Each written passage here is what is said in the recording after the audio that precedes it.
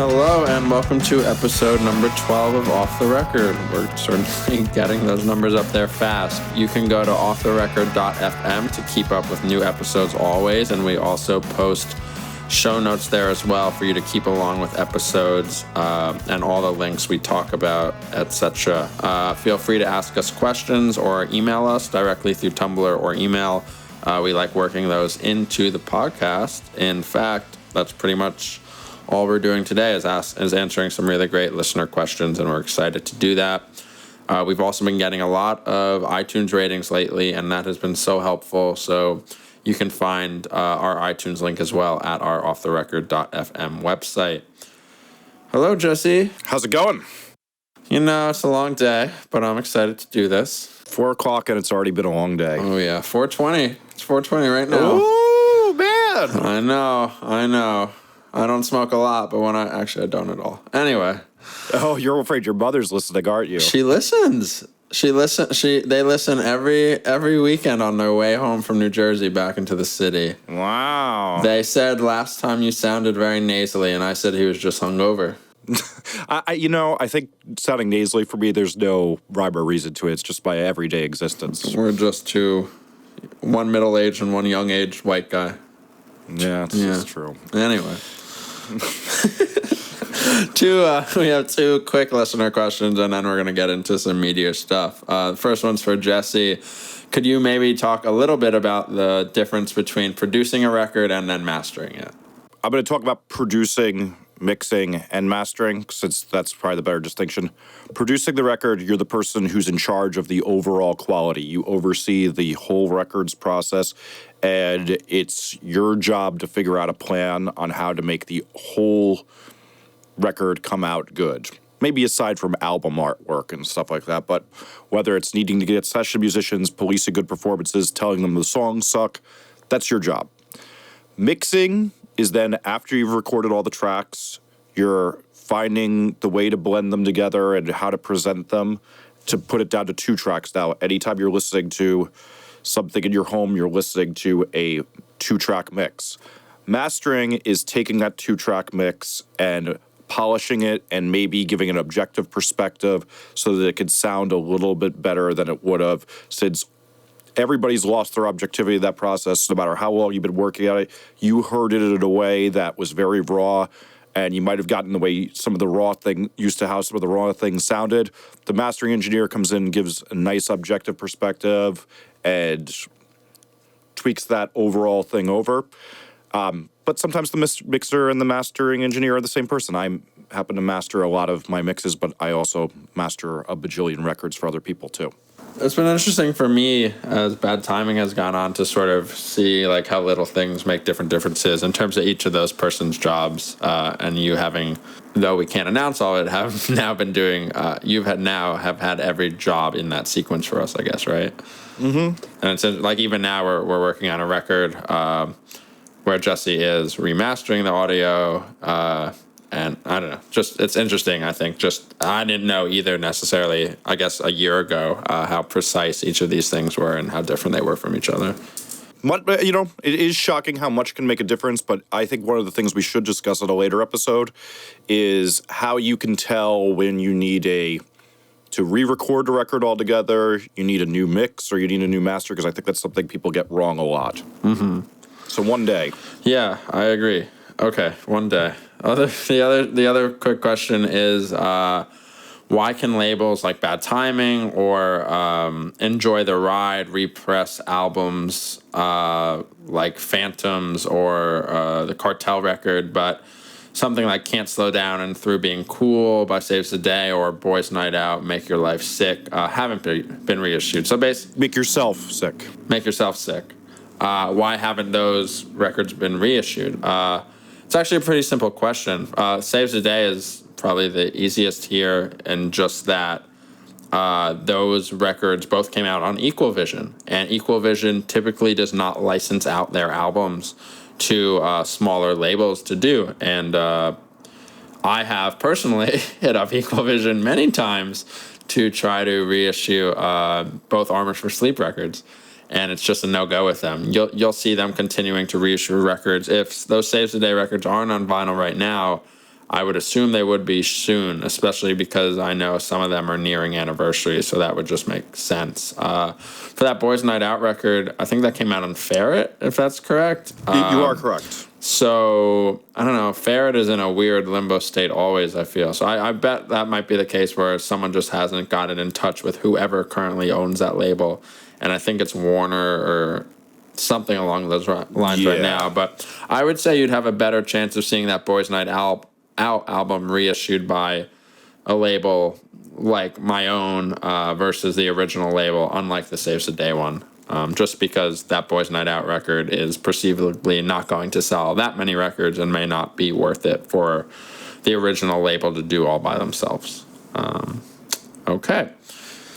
So the first topic we have this week is how to seek management once you decide you need it, coming from the band, from a band's perspective. And I guess we could also talk about the flip side of when should a manager maybe seek a band or something like that. So for you, Jesse, I mean, I guess you see it from you've seen it now from multiple perspectives as well. When coming from the perspective of like a producer who is working with a band that doesn't have management, are you ever like, hey, I think I should key you up with someone? And vice versa, are you ever working with a band that's just truly a baby band, not many shows, hasn't like really toured out of local yet, where you're like, you really don't need a manager to be emailing me 10 times a day yet? Yeah, so I guess we could even take a step before that, before you get there, is that you should self-manage your band, and you should be able to self-manage your band very well, because no manager wants to work with a band that sucks at working and is just incompetent and waiting for you to do everything. That should be the preface, but yeah, I mean, there's two ways this used to go down when I still used to manage bands. Is usually I just say to a band when they'd get done in the studio, I'd say, listen, you need help with that stuff, I'm always here to answer questions. I still say that to bands. Just in the past, it used to be that I would take on a band who I said that to, like Man Overboard or Transit, after I saw they were working hard. Now I don't take on the bands, and now I may, a great example is Somos. When they got out of the studio, I told them, call me anytime, and they called me all the time. And then they got their manager right now, and, he takes care of a lot more. And, maybe we'll discuss something, but I'm always happy to give advice. I think that bands should try to find somebody to have advice with, but I think there's also a thing of getting management a little too early could sometimes be that thing of you just don't learn. Like, not only do you not learn how to work hard for yourself, but you also don't know when you're getting suckered. When you've seen what all these jobs entail and what people are charging you for them and doing for them and whether they're doing them or not, as you get to know that stuff, you get wise to when somebody's not pulling their weight. And that's one of the most important things I think possible in music. And we probably keep coming back to this a little bit, but someone like Justin from Man Overboard or Kyle from Real Friends, and this was the first thing that you said, was just that they both sort of could manage their own bands without a manager. They both have managers, those bands, but like it's always good if your band, and I don't mean this in a mean way, is just not completely helpless without someone above them. Because that you usually, I think fans can even typically tell, general fans can tell when a band is like helpless on their own, and that, a lot of that often bleeds through into social media stuff or just how website and merch is presented or all of that. It's good when it's good when the manager is not like the boss of the band, but there's a direct line of communication, and it's so helpful even for me now. Joe and Nick and Knucklepuck are very good and on top of stuff, and Kevin, the bassist of Knucklepuck, he I know anytime I need an interview done or for something to get posted on a social network, I can just send it to him. Like, it's great. It's so nice when band members have different skill sets, and the manager feels comfortable with that. But I think a lot of times, too, like, bands seek management really early just because they feel like another band that they may know is bigger than them and has a manager, again, whether that smaller, bigger band needs it or not as well. Yeah, I think that's another one of the things, too, is about bands seeking it, is like, no manager, like, what managers want to do is they want to come aboard an adventure. They don't want to solve the fact that you're a ship in the ocean. You're like, I don't know which way gets us back to North America. And you're just lost at sea, and no one wants to figure out how we get that ship on board. They want somebody who's exciting, doing something and good with that. So the other side of that is when you're exciting and you're good at it, managers start coming your way. And the other big problem I've seen, and I've seen so many bands career, I think it's one of the things that people don't realize about behind the scenes of like when you were like, wow, that band had so much potential, they made that great record and nothing worked out, is sometimes they trusted a manager, and that manager could even be an experienced manager and have like 4 other good bands, but they trusted that person, and that person wasn't working hard for them and wasn't savvy. And the band breaks up because they trusted this person who got them nowhere. And you miss your chance. Yeah. So much is about timing. So much is about timing. So much is about momentum. I actually think momentum is more important than timing. I agree. I think so many bands are like, okay, well, Darren, who's, he managed that one other band, he can take care of us. And you don't realize that, like, Darren's not solving your problems. You've been sitting around, like, 9 months, you haven't recorded anything. You've been playing some shows and everything, but Darren's just been basically humoring you, like, yeah, that next break's coming. I'm working on Jimmy Fallon. And it's like, cool, you have 5,000 Facebook likes, and he's working on Jimmy Fallon because he thinks that's the key. Like, I've seen that so many times, and I think the big key is that you have to get that momentum on your own and write the songs that people are excited about. Because once you do, there's going to be a million managers hitting you up about managing you. Well, I think that the big thing I would say is that it's the overall philosophy should be that you have to create your own momentum. And to expand upon the momentum, what we mean by that is that not that every 3 months there's something for Zack or Absolute Punk to post about your band, like that every 2 weeks you're doing something interesting that your fans can be sharing and blogs can be posting. And if you're not figuring out something that's worth posting about every 2 weeks, you're probably not going to get a lot of momentum.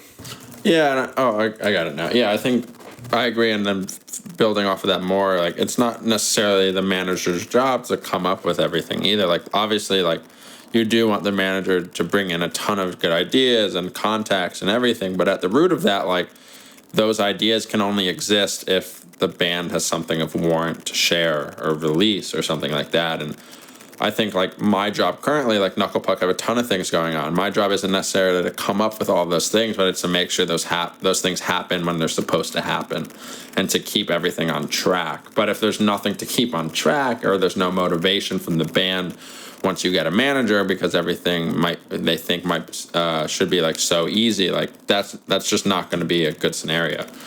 And then on the case of someone, a band who has buzz early getting picked up by a manager who has a bunch of other big bands, like you should be careful.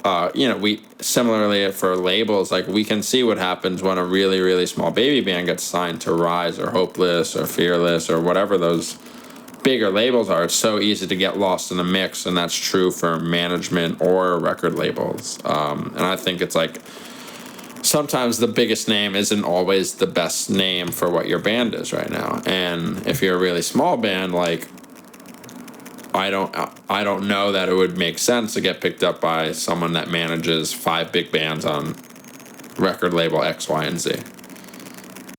I have a little bit of a qualm with that. I have noticed in my years of doing this that the manager and the label work for the band who works hard. And if they see you working hard and they see fans responding to music, even if you're a really small band, they get behind that and know that that's a good investment. And whereas that other big band may have been now writing the records that are kind of diminishing their career or they're real pains in the ass because they're rock stars, I've seen the smaller band get the more attention because they're brighter, fresher, newer, and more ready to kick ass. And so I don't always know that philosophy is great, but I think that gets us back to the point is that you have to get good at kicking ass on your own or this is never going to work. Yeah, that's the most important thing. Like the same, like we talked about on a recent episode. Like you still have to write the good music to get to where you want to go, and that's certainly part of this. As is just being smart and realizing what you can do to make your band better on your own. Because manager hopefully that manager is really going to kick ass for you, as is everyone else on your team. But like, you still need the drive, because it's only going to make everyone else want to work harder around you if it's clear how passionate you are. But go ahead. There's another philosophy behind that too that we should get into is that the more work you're handling for your manager that is just dumb work, like whether it's handling your Twitter and Facebook and your Tumblr, to, not having to trouble your manager with like doing the merch orders, your manager could be doing other more important work for you and that you may not be very good at doing. Especially if your manager is a really social person. I, as a manager, was not a very go out, network, and schmooze type of guy. So I was really good at just doing all the smart strategy. But if your manager is good at making connections and networking and doing introductions all day, why bog him down with, answering your Tumblr questions or something? Totally. Like, you should be doing that for sure. Yeah, it's I'm very glad that Knucklepuck do all of that on their own. But I, on the other, vice versa for my bands, for Light Years, I do handle a lot of social stuff, and sometimes it can be hard for me because I feel somewhat disingenuous. But that shouldn't be a shock for anyone to hear, because a ton of managers or even labels post stuff to bands' Twitter accounts and Facebook accounts, especially when it's around time of releasing a new album, when you need to when you have your album coming out at 10 Best Buy stores and 5 FYE stores in every different country, and you need to geotag posts per country, and it's this really mundane and boring thing. But it is always nicer, I think, when the band is up to doing at least part of that legwork themselves, because most of the time it's going to feel pretty disingenuous certainly for me or you, but also potentially the reader as well, if the manager can't carry the same voice the band has. I think the voice is so important. The voice is so important. And, there have been points where I could, figure out the voice of the band and do some of the posts, but it always is better coming from the band. It's even better to just shoot a text and say, hey, we have to link this, do it your own way, because, you're around the age of the bands you manage, but, I would shoot myself in the face if I ever said suppy. Suppy. I just emailed you with that. Oh, man. You can say it, I can't. That's fair. Good. Don't say that. The social stuff's interesting. I think even from the website perspective, I can clearly tell when there's some post on Facebook and it's there's no way a band full of 23-year-olds wrote this, or something, whatever the age is. It's just very, very clear. And then it's even funnier when that manager could be 35 to 45 years old, and there's just a large disconnect, I think. Even if the message is the same, the language is just so different, I think, frequently. One more thing I want to add on. We do a lot of posts. We do every weekend. We do a thing called Showcase on the website, and that's typically to highlight smaller bands that don't have management or don't have a label or a booking agent, and are just they're decent enough, and it would benefit them from getting some internet eyeballs potentially. A lot of those bands end up now having managers. It's really interesting. This was not the case at all a year and a half ago to 2 years ago. And now I would say at least half of those bands have managers on on any level. And a lot of those managers are just so, if you were one of those managers and you were listening to this, it's okay to not email us 15 times in 2 days. It's going to be okay. Everything's going to be okay most of the time, especially for your band, I promise. It's going to be okay. You don't need to harass someone. That's the worst. Maybe that's a good point too, is so we're talking about one that you, most of the time, if you're doing well, that managers are going to be the ones who approach you. And it's all, what we didn't say? If you approach the manager with this cold email, first off, they're probably not going to listen to you. And second off, if they do decide to take you on, you're now the person who kind of begged. And if you're writing 15 times a week, you're really begging. And no one works hard for the beggar. And why do you want to be that? That's why you have to create this point of leverage. There's a passage in my book called He Who Cares the Least Wins. And that's not about not caring about your songs, but when you're so self-sufficient, like one of the great examples is like when I was managing Man Overboard, we were growing so fast that we weren't like, okay, we need to sign to a label tomorrow because we're growing just as fast as a band that's on a label. So we didn't need to go for the first horrible contract we got offered. And boy, were the early versions of some contracts that we got offered terrible. And because of that, we got a really amazing contract with Rise because we were too proud to beg.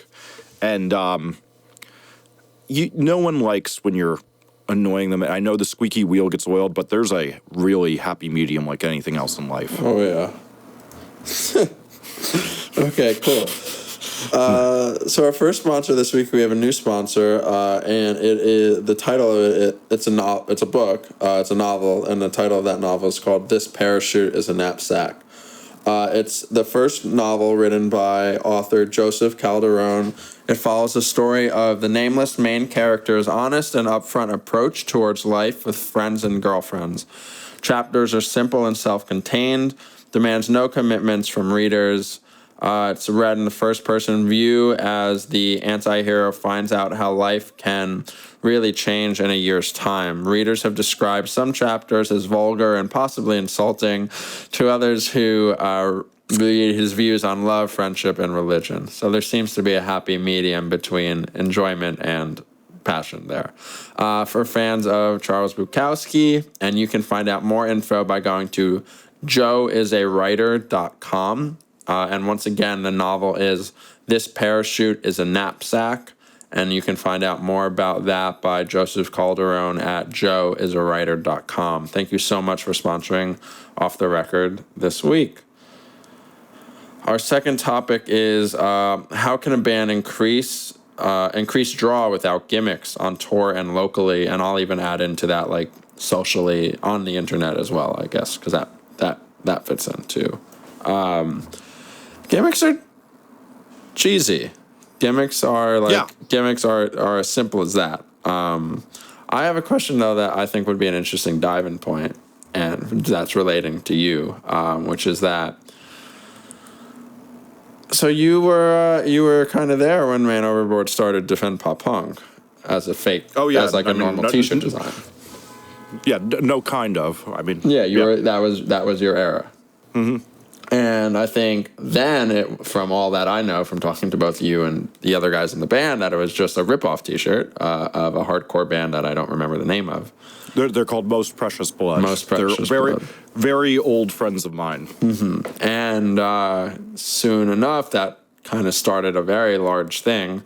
And now I think some people either just accept it at face value, but it's also like catered as a gimmick too, I think, by people that just dislike the band. So I think it's interesting because in this case, you and I would both say like bands should typically stay away from gimmicks. We've seen how gimmicks have failed. I actually don't agree with you. Should stay away from gimmicks. Okay. Some bands, it's fine to have a gimmick. It's fine to be a gimmick, but realize that gimmicks usually have less of a lifespan than a band that doesn't have a gimmick, let's say. And usually gimmicks are going to turn down some of the more highbrow audience. Right. That's the downside of gimmicks. The upside of gimmicks is that, they can work really, really well. I mean, Slipknot is a huge, huge band. They are a big band. But to get into Slipknot, the reason they don't get as frowned upon as most bands would is that they had the music to back it up. Like, there's no one who listens to heavy music that doesn't say Iowa is a sick, sick record. I don't say either way. Yes, well, we know that's a little too aggressive for your emo-ness.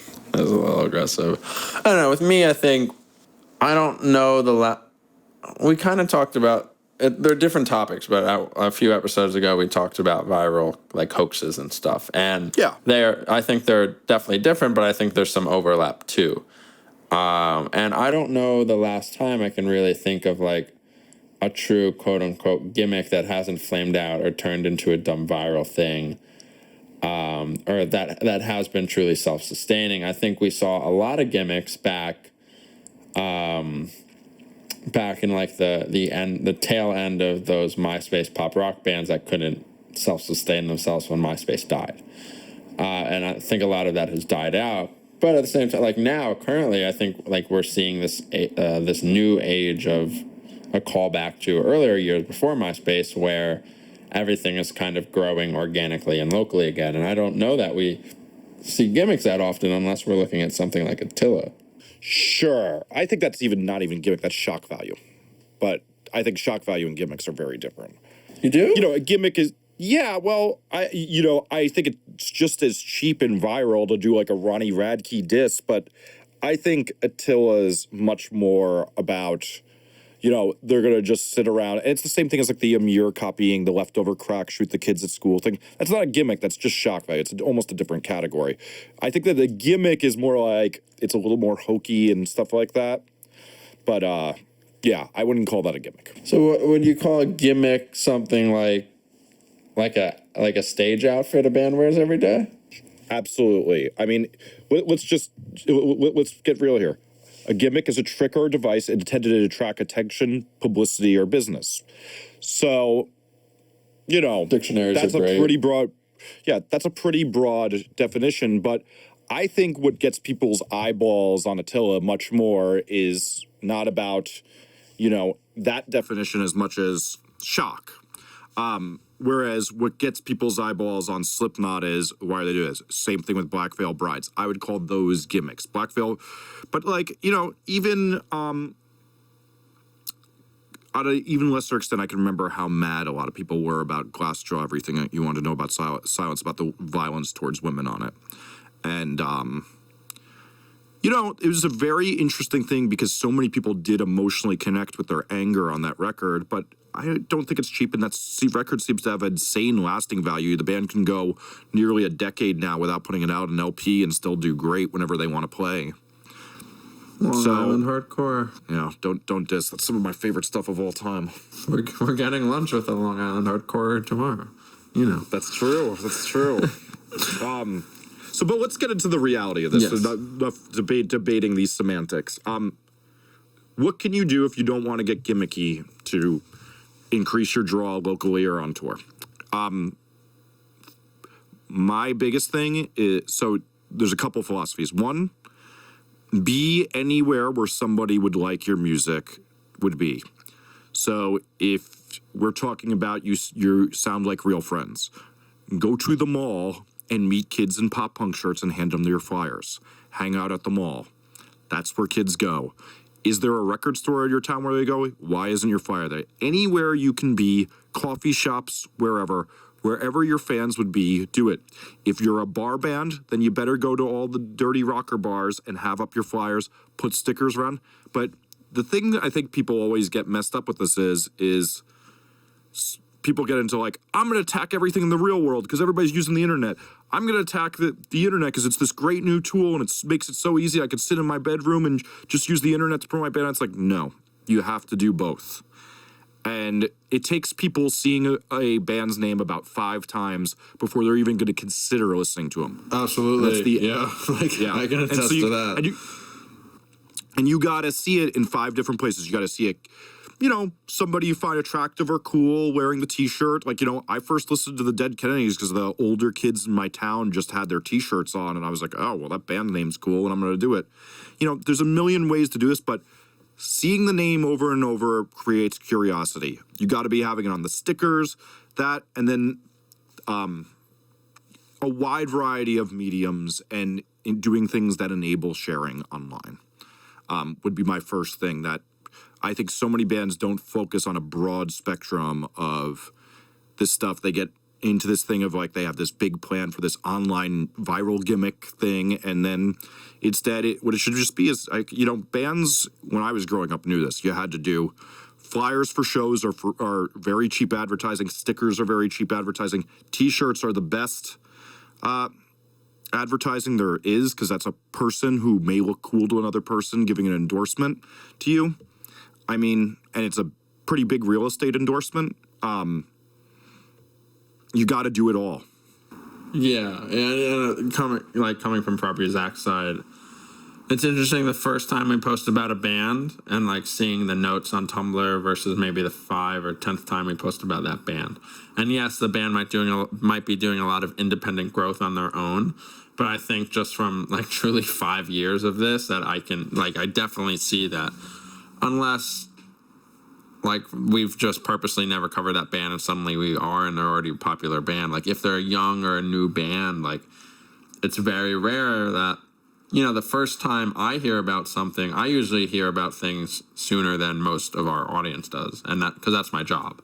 I get sent stuff all day. It might take 5 press releases before I click on a band name, right? And similarly to like, it might take 5 times on Property Zack before you check out whatever band this is. And just over the years, it's very apparent to me that first time, like, it's probably not going to happen too well. That's why even when a band comes around to like even something like their second record, they might announce the album name, track listing, art first, well before they release a song, because they might want to try to get more people potentially excited about the song that weren't going to check out that band beforehand. Especially when you get to somewhere like a band leaves one label to join a bigger one. A Have Mercy to a Hopeless, a Man Overboard in Transit to a Rise. Like, there are all these things where sometimes it just takes a while for someone to click on that song link, even though they may have loved it 3 weeks ago and they've been missing out ever since. There's no perfect solution in my mind, but there are a lot of little things to do, and they all add up. Agreed. And I think that's a big philosophy too, is that you're always trying to accumulate subtleties. It's not one thing that's going to do this. It's going to be thousands of little things that builds a fan base that's big. And so to talk about actionable things that I see that make a big difference, though, making merch that people actually want to wear, that say your band name's very visible. Man Overboard, we made postcards on all the early tours that went to our free music page where you could download our music, a sampler of a bunch of songs for free. But those postcards on the other side, aside from where we talked about all the cool things we're doing and wrote all the good reviews we have, had a nice logo with the band's name that you could hang up on your wall or your mirror, too. So that we had a free advertisement every time somebody was sitting in their bedroom, or an actionable thing where they could grow. Posters. So when we talk about every time you should be anywhere somebody's going, well, where do most of your fans go? To shows. You have an opportunity that every time you're playing a venue, that they will hang a poster for you, where hopefully, you can't always be as obvious as defend pop punk in big letters like what we did with Man Overboard, but like with Transit, we just made posters with a good review that described the sound of the band and would send those to the venue. And you now have a free advertisement in all the places that your fans are going to, because they're going to a different show the week before. They're seeing your name. They're saying, hey, I could actually have a good time maybe that night. And then they also see your band's name next to other bands they may like, and then decide I should check them out because I'd like to know them when the show comes, or I should know them because they play with the other bands I love. The tour posters thing, I think, is one of the biggest lost opportunities, and there's no band that's too small for a tour poster because venues are dying to do anything to get people in the door these days. And they just have to thumbtack something into the wall, and it's free advertising for them.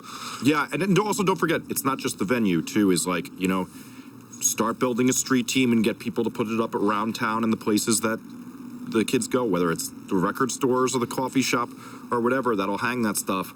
It all makes a huge, huge, huge difference. Like, that's one of the things I see slept on so much is the tour posters. Yeah. It's so simple. And I think a lot of people, a lot of bands probably don't think it's like, probably just never even get there in thought. How do you, like, it's probably something that never even crosses your mind. Especially now, because like you said with the mall stuff, like I can't really think of too many bands that would do that now. But I think the bands that would do that are better off for it in the long run. Oh my God. But during the MySpace era, every band we had in here did that. They just like sit at the mall, go up and put headphones of their iPod on young kids with t-shirts and try to play their music, meet them. And that's how they got kids to shows, even if they were terrible, because then they had a legion of 14-year-olds who were just impressed they met somebody. Yeah, I guess I've never really been to a mall. That's my problem. City kids. You see, I grew up in a mall. City kid. You did. You're from Jersey. That's mall Yeah, life. I mean, that's what you did. But my mom would drop me off there at 3:30, pick me up at like 8, and I'd sit there. I'd learn how to talk to girls and like browse records in Record Town and be like, yeah, this hair metal record's awesome. Woohoo! That must have been nice. I didn't learn how to talk to girls until I was 17. But, whew. Wow, Zach. Yeah, Jeez. New York City. Wow. Socially, I want to talk about a little bit like of the social aspect. I think you said in passing like there's thousands of little things, not just 3 or 4 that can make that difference in a long-term effect. And I think like now that we have something like Tumblr and a way for bands to answer questions, for example, has been such a like benefit. And I've seen that taking place. Like the more you give good like exciting answers that kind of feed into the personality of the band, that only helps. Oh yeah. Like people just want to connect, and I think like what's better than you asking "The world is a beautiful place" a question on Tumblr. You like their music because it hits you right, and then you see an answer from Derek and the band, and the answer is the most sarcastic, like piece of shit kind of answer ever, and you're stoked. Because that's like what the band makes you like. That's a perfect answer from that band to a lot of people. And now sometimes I wake up to like 30 questions when I'm scrolling through Tumblr, and they all have like 100 likes. That's a really good job. And he just likes answering those questions. But it ends up being really beneficial for the band. Run for Cover, and this isn't a band, but Run for Cover is all like Jeff is phenomenal at answering Tumblr questions. Agreed. He's the best. He's the best because he'll answer a lot of meaningful questions, and then someone will be an asshole about mail order or just something about the label, and he'll like set them straight, and it's a gold mine. It's like there's nothing better. I enjoy nothing more than seeing when Jeff like just teaches a kid a lesson that a kid like desperately needs to be taught. So something like that on Tumblr I think is the best current medium bands have on any scale from small to large of how to grow excitement around them based off of their personality and the kind of answers they're giving. And I think that's not that it's undervalued, it's just putting the time in there is kind of really worth it if you hopefully have a personality that fans want to like be attached to in addition to your music. Facebook, as we talked about on a way earlier episode, is kind of a crapshoot, unfortunately. But I think Tumblr and Twitter are the best hitters for that. I would fully agree. To get back to another one of those points, though, is so you were talking about better shows, better tours. Connect with other bands, not with music industry people. Don't care about the promoters as much. Go on Bandcamp, put in your genre name, put in tags, maybe even a state name with that genre name, and search tags of bands that you like that you could become friends with. Those bonds will take you farther, and those people will help you get people out to your shows. You'll make friends. They'll help promote you. You'll help promote them. And the friends you have in other bands are the most important, I would say, while still saying that you have to do everything, but I think the most important thing you have is your bond with the other bands. And find like-minded people and play shows with them, do tours with them, trade things off, but you got to search them out, introduce yourself, talk, and find bonds. Not everybody you're to right's going to like your band back, but if you do, and everything works out, you're probably going to have friends who you invite to your wedding one day and, like really are long-lasting things. I'm still friends with so many of the people I met in a more primitive version of this, and, that's relationships I have where I help people launch their apps now or whatever. And I think that that's one of the most overlooked things, too, is that everybody's just emailing managers, like we said in the last segment, or emailing the show promoter when really you should be finding the group that you would play a good show with that has a little bit of a draw in that town and talking to them directly. Yeah, I fully agree. And that might be a little like more out of my knowledge zone just because I'm not in a band. I've never been in a band. But at the same time, like I think it's great when I see like when I'm in Philly and I see like people that I know visibly are in a lot of like small Philly local bands, and they all know each other. And Philly is like just this really incestuous in a good way scene right now. But like, there's no reason that can't be everywhere else, and maybe not in like a random town in the Midwest West where there's like no band between every 100 miles from each other, but like in these areas where like punk rock tends to be, whether that's New York or Boston or Philly or something else, like why wouldn't you want to play with those bands anyway? Like that only means another show for you, and that might mean another 20 people see you for the first time, and maybe 10 of those people like you, or maybe 5 of those people like you. But those are just the building blocks, and like you need your building blocks unless you're going to get really lucky, and if you don't have a gimmick. Yeah, and to also say this though, like too, like when we talk about a gimmick, there's a fine line between when people start calling something a gimmick, but I think there also is there is an image and a style, and even, a perfect example of this is like even for Man Overboard, we were very much a rebellion against like, being a little too manicured, and that got us, people to pay attention. The same thing with Transit. It was just like, when I say gimmick and style, it doesn't mean that, like, you have to all of a sudden get swooped hair or start doing the Hitler Youth haircut that's popular where I live. It's true. It's crazy. I can't wait for my mom to listen to this episode. You don't think those haircuts look like Hitler Youth? No, you're really close shave. I just don't think I've realized that. But yeah, you're totally. Yeah. Now going on the subway is going to be a great experience for me. You and your mom could come and visit me in Williamsburg sometimes. We could talk all about it. I'm gonna pass.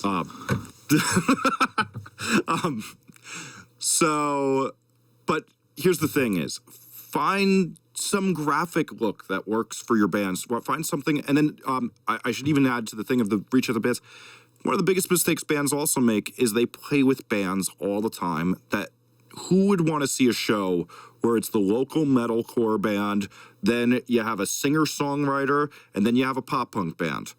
Like, no one wants to see that show. You have to play shows with like-minded people and at the venues where fans are already regularly going to. And if you can't get into that, that's because you're not making friends with the bands that are already playing there. And you should do it, and you should go out and be a part. Here's another big thing is go to all the other shows you can, and as much as handing out CDs is obsolete, find out some way to talk to people, give them a postcard of your music, talk to them, figure it out. Man Overboard, one of the big ways that Hung Up on Nothing EP got popular is that those guys went to every Philly show and handed out, I think over 1,000 CDs of Hung Up on Nothing. Back when no one, they didn't have a Facebook page when this was going on. That's crazy. Yeah, that's work ethic. You got to have it. Yeah, and that really, really made a difference for us at the beginning. That and another thing that I don't think gets discussed here, but I write about this in my book. But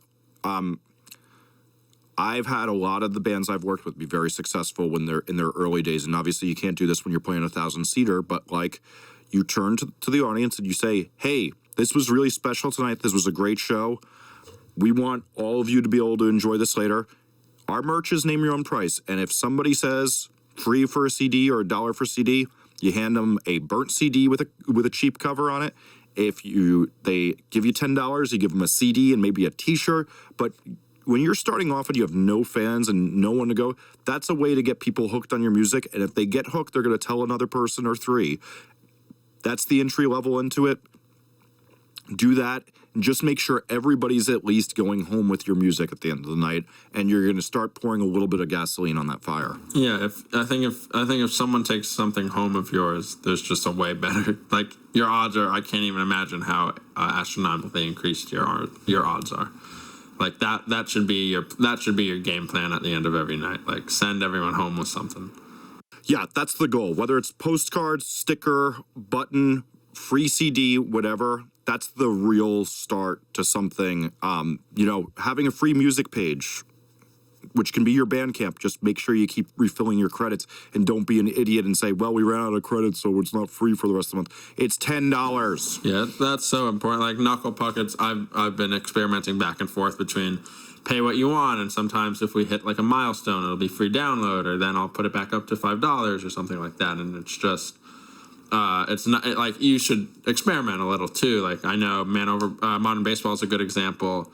Like whenever they hit a really big milestone, they'll like give away their first album for free, and they'll get a ton of downloads for it because a lot of people still don't have it. Maybe they only have the second album, and then they'll get back into the first one because they hadn't downloaded it before, and like there you go. It only helps. Someone will see that for the first time and they'll download it because like you got people really excited that you're doing something cool and like giving this away for free. And that works on a sliding scale depending like on how popular or potentially popular your band is, but like Bandcamp is nice, I think, specifically because you have so many options to play with there, and they're all kind of to your advantage, and it's to your disadvantage, I think, if you don't play with them. Even like Jesse mentioned earlier, like those tags are helpful. Like I can't like that, like the tags for like the Philly tag is like Philly punk tag is like, that's a thing. People go to that every week and they want to hear a new Philly band that sounds like shit. And hopefully in a year, they're not going to sound like shit. But they're going to know of that band because of that tag. And that's a cool thing. No, I mean, those are huge things for music discovery. And the other thing is, like, you might be sitting here going, I don't know anybody who does that. But that's also one of the biggest mistakes you can make in promoting is most people are not like you and your friends. Like, it was something Zack and I got into on a podcast we taped for a later date, is that most of us who are you're listening to this, or you're doing, or us who do this podcast, we're not the regular thing of music consumption. And never assume everybody is like you. Tons of people use those Bandcamp tags, tons. And tagging your music with a whole bunch of things, even if you haven't done it, do it right now. When you get done with this podcast, just go in and tag your record with a few different things about the sound, and I guarantee you're going to get more people hearing your music. Yeah, it's just like you said it really simply. Like everyone is not like you. I don't use, as we've spoken about in the past, like I don't use streaming services, but like I'm pretty sure everyone else does. Like it's okay that you may like even if you're in the band, you may be different than your consumer, but you know the average consumer, like they go for that. They like that. They like that this band is from Philly. And they maybe sound like this other band I love from Philly that I got into because of Bandcamp last month. Like they're just there waiting for you to take advantage of, and you're going to miss out if you don't, I think. Well, that was a nice little tangent. Should we get into the last topic? Okay, yeah. The last topic is we were asked about someone that is looking to get into the music business. They're not sure what area they want to yet, but they asked what has been our worst industry related situations that we've been in and how have we turned those around? Because what's better than ending something on a what's better than ending something on a sad note and then making it happy again, Jesse? Nothing. Absolutely nothing is better than that. World peace, maybe, but so yeah, what horrible thing did you have happen that you learned a great lesson from? I started Property Zack when I was 16. And that meant I was a junior in high school. I was just mostly trying not to fail chemistry. And I got a C, I remember clearly. But I was doing something that I didn't even know. I don't know why. I saw you as a science nerd. Did you? I did, truthfully. Wow. Okay. That's nice. I'm a science nerd. I'm a nerd for a lot of things. Chemistry is very difficult to me. As is finance, accounting, math 101, math 102. Anyway, when I started the website, I was obviously young. That was something that was a benefit for me in a lot of ways because people thought it was cool that I was young. Some people were more willing to work with me and help me out because they thought what I was doing was interesting and worthwhile, and they wanted to make sure I didn't implode by age 17. Other people, however, I was not worth their time at all. And I think that's both warranted and not warranted looking back at it. I didn't start the website on purpose. I didn't know that you could create a music blog. There are just some things when you're young that you don't really know exist, and that's for anything, right? And then you realize 3 years later, this is how something works. Before you do it, though, you often have no idea how it works. So there was about 2 years there. I don't think I was competently running the website until deep into my freshman year of college. And then I would even say at the start of my sophomore year. And so if you think about it that way, that's 2 to 2.5 years. And I think my worst situations are all kind of the same, where I did something foolish, not because just because I was ignorant of why it would be foolish. I have a really good example of, and this is one that I guess turned around, was that when I was a senior in high school, someone told me that Saves the Day were signing to Razor and Tie Records, and I wanted to leak that story to try to get eyeballs on the website. So I did leak that story, and I did get some traffic, and like the band even retweeted it. But I got chewed out. I've been yelled at truly only by like a few people in my life, and one of the first real times was by this lovely publicist named Jenna, who used to work at Razor and Tie, and she had been very good to me beforehand, and she basically sent me like the scariest email in the world and like just tore me apart about leaking this story, instead of doing something more proactive, which would have been me emailing Jenna and saying, "Hey Jenna, it's come to my attention that Saves the Day are signing to Razor and Tie. I think that's rad. I have this exclusive. I can either post it now, or like we could work out something together where I get the exclusive and it makes more sense to post it when it's easier, when it's best for you guys." And instead of doing that, I was just too nervous, and I was just, I was singular focused on one vision, and I posted it, and and then I created this really damaging, like co-working experience with this publicist for like a year and a half. And then slowly, like, I became back in her good graces, and now we have a really good working relationship because she saw I could grow and change. However, there are managers, publicists, and others that I burned bridges because I made mistakes regarding their bands when I was 17 and learning how to do this. And I still piss people off today, but I probably know a little better why. And back then, I just had no idea. And so I don't know how this helps the person answering this question. Maybe it will tell them where to stay away from scary situations, but I think here's how I could tie that story back. Don't air the music business's dirty laundry. You and I have been dealing with something for the past few days where somebody who's a record producer is doing something I would never do, which is they want to tell a bad story about a member of a band. And I think that that's the stupidest thing you can do, because you erode the trust of the people you want to work with. And while we could get into this whole WikiLeaks, Edward Snowden scenario with this, it's fucking punk rock. Like, everybody's going to know in 30 days. No one's keeping secrets that are going to harm the world from each other. Yeah, and not only are you, like, maybe hurting trust, but you could also be, like, hurting the band. And, like, I don't know, there's just things when, I think when it comes back to, like, some of the stuff I was talking about with the website, where it's just smart to, sometimes it's just smart to think things through. Like, we all get very excited. A lot of what we do is excited. We're excitable. We're working in music. That's still crazy.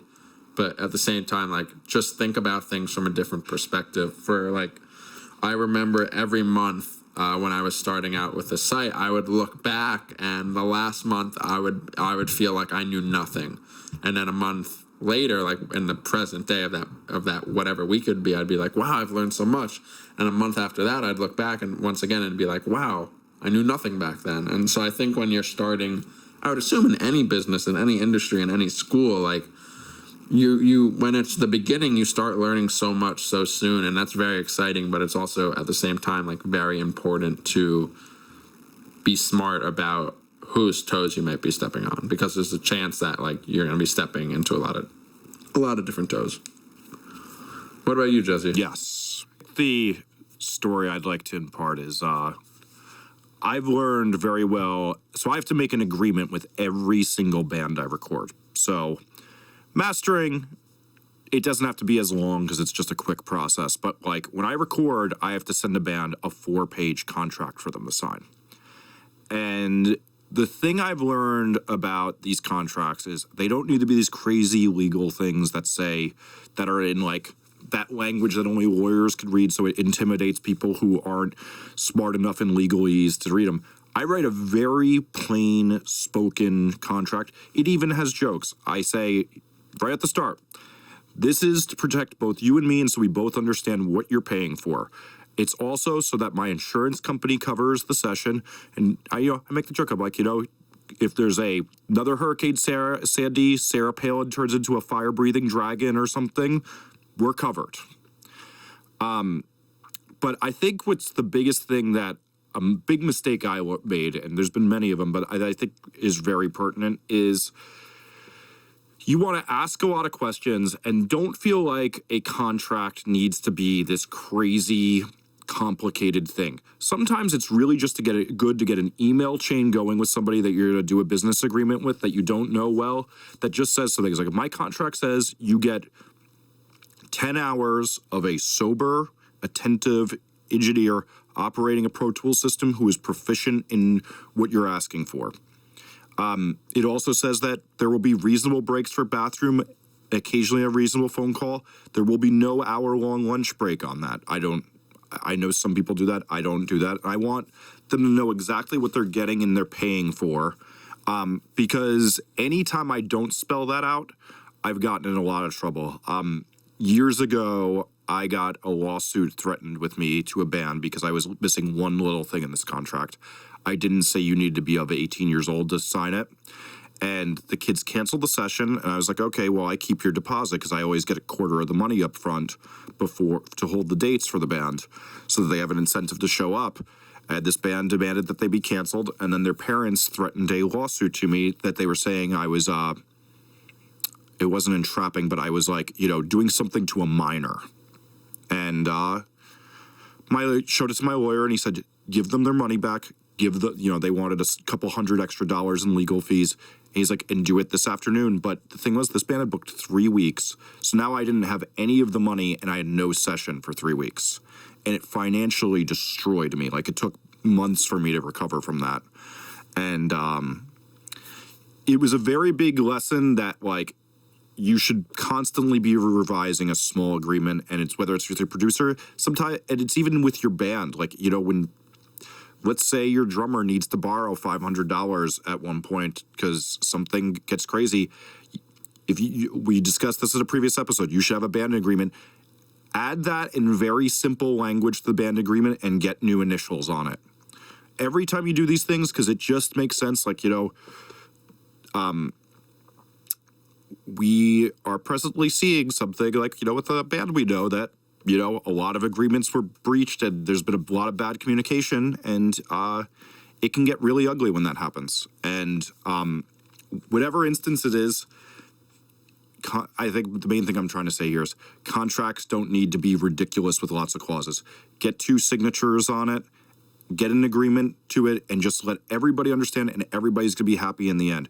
When there was a band years ago that came in, they're like, I thought we worked 16 hours days. I'm like, you guys signed a thing. I work 10 hours most of the time. Sometimes goes a little bit over, but I work every day, so I can't work more than 10 hours. I'm not one of those producers who works 4 days a month so I can do 16-hour days. Right. That's just how it is. I've been doing this for 15 years. That's not happening. Gotta sleep. Yeah, well, I wish that's what I was doing in those other hours. Cool. All right. Well, do you have any recommendations this week? Yeah, a band I worked with called Morning Glory just put out a video. I'm really proud of it. The song's called I'm a Machine Gun. It's on the Fat Records YouTube. I think it's one of the best videos and one of the better songs I've ever produced, and I'm really proud of it. So I'm recommending that and being self-promotional. All right, I'm going to just go that route then. If we're going to just do that, the new Real... Yeah.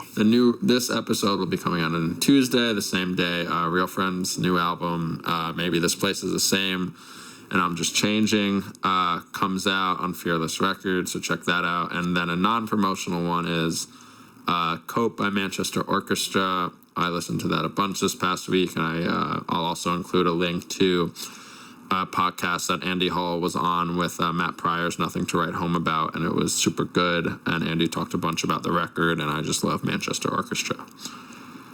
So I second that recommendation. Yeah, it's so good. It's just a good record. Yeah. But I mean, they're a great band. Thank you to everyone for listening to Off the Record this week. Head to offtherecord.fm to check out show notes, to leave us any feedback. Jesse can be found at Twitter at Jesse Cannon. I'm at Zarrillo, and our podcast is at Off the Record FM. We'll be back next week.